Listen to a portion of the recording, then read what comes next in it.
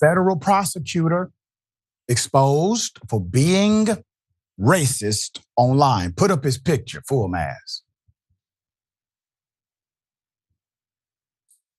Wasn't hiding it well. All right, here we go. The individual behind an anonymous X account, rife with white supremacist and anti-immigration post, has been identified as Joseph Rodden. No joke.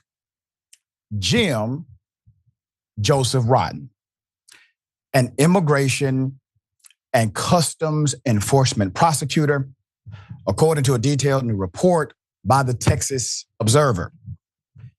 So the profile, GlomarResponder,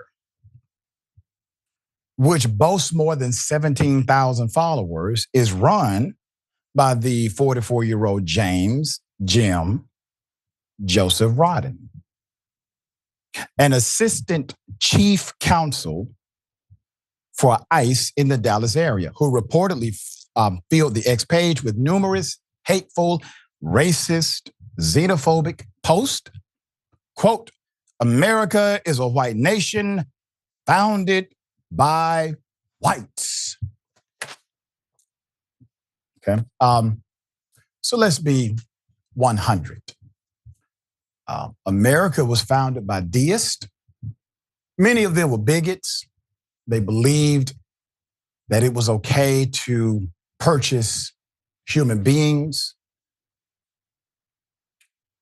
abuse children, if they happen to be Black. Now, that's the context here.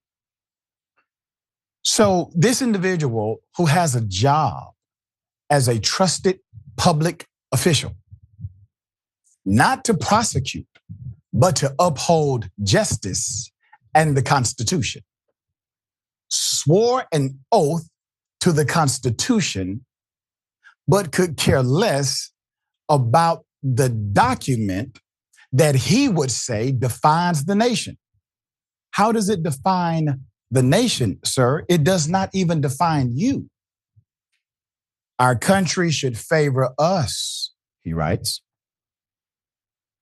All Blacks are foreign to my people, dumb Fs. The account posted last September.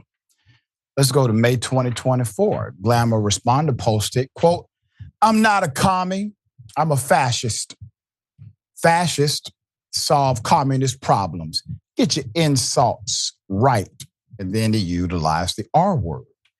Then in August, quote, migrants are all criminals. Last March, nobody is proposing feeding migrants into tree shredders, yet give it a few more weeks at this level of invasion. And that will be the moderate position. And just last month, my World War II vet grandfather didn't get a chance to kill Asians, so he volunteered for Korea. He'd be asking for a short-term job with ICE, kicking doors and swinging a baton.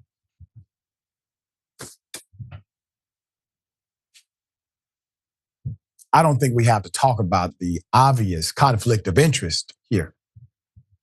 This is a racist wet dream. He gets a job prosecuting brown people, and every now and then, he may get a Black person. And then he's so racist that he's not satisfied with that level of evil. He then has to create an account, a social media account. To do what? To be even more racist. Because it wasn't enough just to ruin the lives of human beings that he was biased against due to his smallness and his bigotry. So Rodden's connection to the page was unearthed through a thorough investigation of the GlomarResponder social activity, which included posts suggesting that its operator was affiliated with an ICE office In response to a post last month that listed several cities where immigration raids and deportations were expected to take place, GlomarResponder wrote, quote, "Can confirm all of those. May have a betting pool to see who can guess which one I'm at on any particular day based on the news."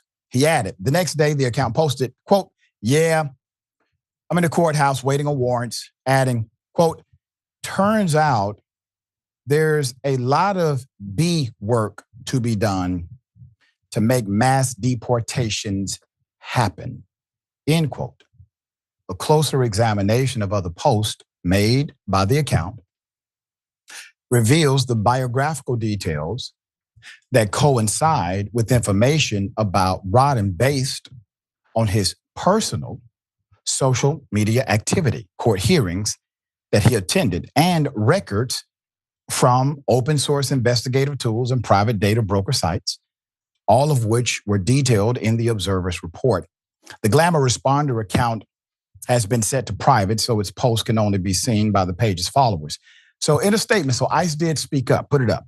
ICE spokesperson did not confirm Rodden's employment or whether the agency will launch an investigation